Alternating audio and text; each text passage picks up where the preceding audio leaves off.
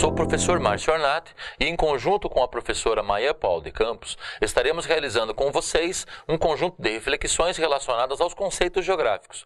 O tema da aula de hoje se refere ao conceito de território. A vivência espaço-temporal pode ser concebida e experienciada de forma contínua ou descontínua, com rupturas brutais ou bloqueios espaço-temporais, como argumenta Roberto Lobato Correia em seu texto publicado em 95, denominado Espaço, um conceito-chave da geografia. Segundo o autor, no processo de produção e organização do espaço, os grupos sociais criam um conjunto de ações através das quais são possibilitadas a criação, a reprodução, a destruição e a reconstrução das formas e das interações espaciais. Estas ações seriam resultado, de um lado, da aceitação pelos grupos sociais da própria existência da diferenciação espacial e, de outro, dos projetos orientados à viabilização da existência e à reprodução social. Assim, uma das dimensões de reprodução social é o território. Desde a institucionalização da geografia como ciência acadêmica, este conceito vem se colocando como objeto de interesse.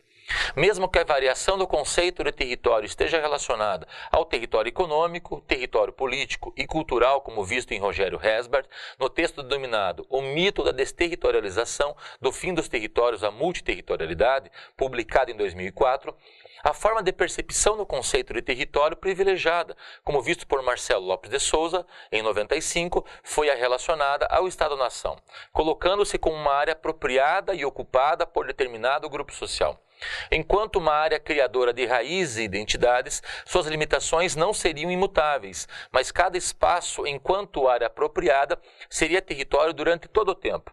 A articulação de área apropriada por agentes que envolvem o domínio de recursos econômicos é antiga, sendo base da análise de Friedrich Ratzel já em 1882, na obra Antropogeografia, implicando uma noção de expansão espacial política para a manutenção de recursos econômicos de determinado grupo social, apoiado no aparato político estatal.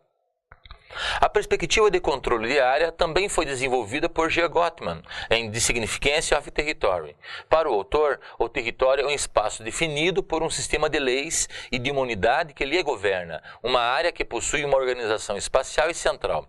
Gottman entende o território como uma ação que busca compartimentar o espaço, resultado de uma separação, de uma diversificação e organização.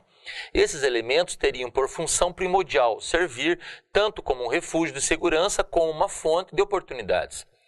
Para ter validade esse conceito, G. Gottman defende a ideia de que este designaria uma relação entre autoridades políticas, entendendo o conceito como relacional. Todavia, a discussão sobre este conceito toma o mesmo encaminhamento produzido por Ratzel, relacionando o território a Estado-nação. A primeira obra que foge dos determinismos discursivos que relacionam território a Estado-nação refere-se à obra de Claude Raffestin, publicada em português no ano de 93, denominado Por uma Geografia do Poder. O autor trata o território como um dos trunfos do poder, ao lado da população e dos recursos, mas sendo um trunfo particular. Recurso e entrave, continente e conteúdo, tudo ao mesmo tempo. O território é o espaço político por excelência, o campo da ação dos trunfos. Para Raffestin, espaço e território não são equivalentes, mas o segundo é posterior ao primeiro, sendo formado a partir dele, espaço apropriado, territorializado e marcado por relações de poder, a partir da visualização de Michel Foucault. O autor não relaciona a discussão de território exclusivamente ao Estado-nação, como fez Ratzel. Em sua proposta, o território seria produzido do indivíduo ao Estado, passando por todas as organizações. Em qualquer nível encontraríamos atores produzindo território, apropriando-se do espaço. Assim, em graus diversos, em momentos diferentes e em lugares variados, somos todos atores sintagmáticos que produzem territórios.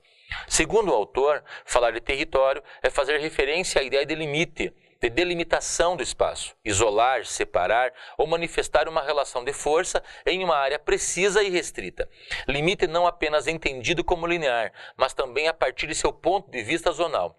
Coloca-se neste momento de renovação do conceito de território o trabalho de Robert Sack em Human Territoriality. Nessa discussão, o autor defende a tese de que o território, enquanto um espaço segmentado, é uma fonte primordial de poder, entendido como posse de área.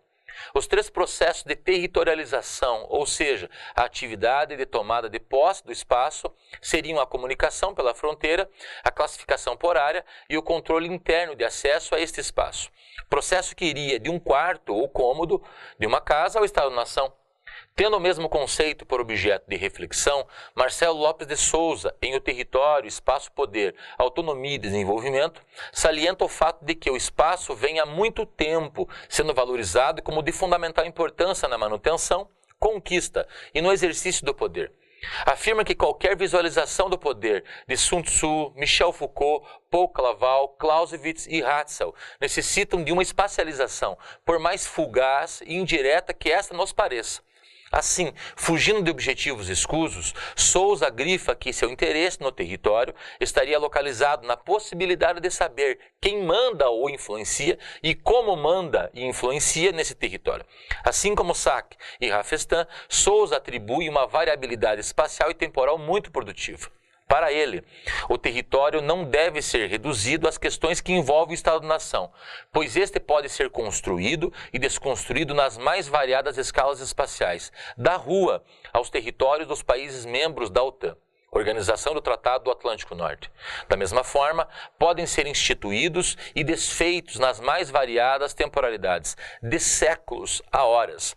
Mais ainda, podem ser permanentes ou cíclicos. O autor apresenta uma riqueza de situações de apreensão do território, entendendo como um campo de força, uma teia ou rede de relações sociais, que a par da sua complexidade interna, define ao mesmo tempo um limite, uma alteridade, a diferença entre nós, o grupo, os membros de uma coletividade ou comunidade, os insiders, e os outros, os de fora, os estranhos, os outsiders.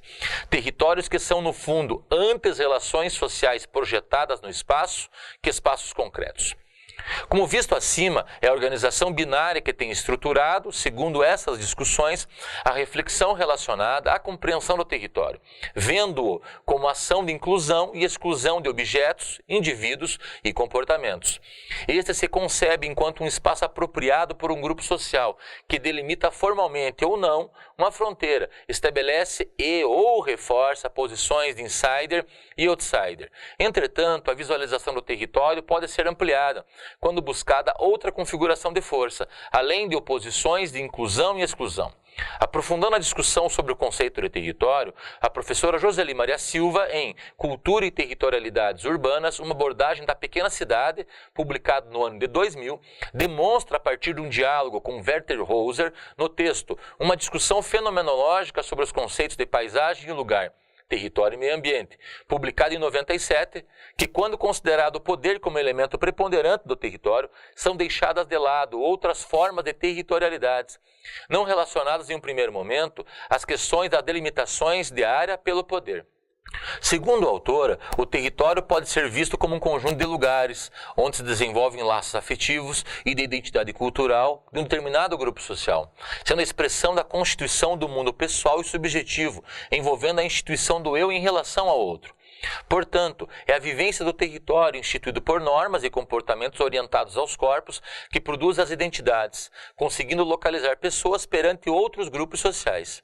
Porém, as posições dos sujeitos não são fixas, entre centro e margem de relações de poder, pois o território é relacional, envolvendo configurações de poder entre os sujeitos que configuram as relações.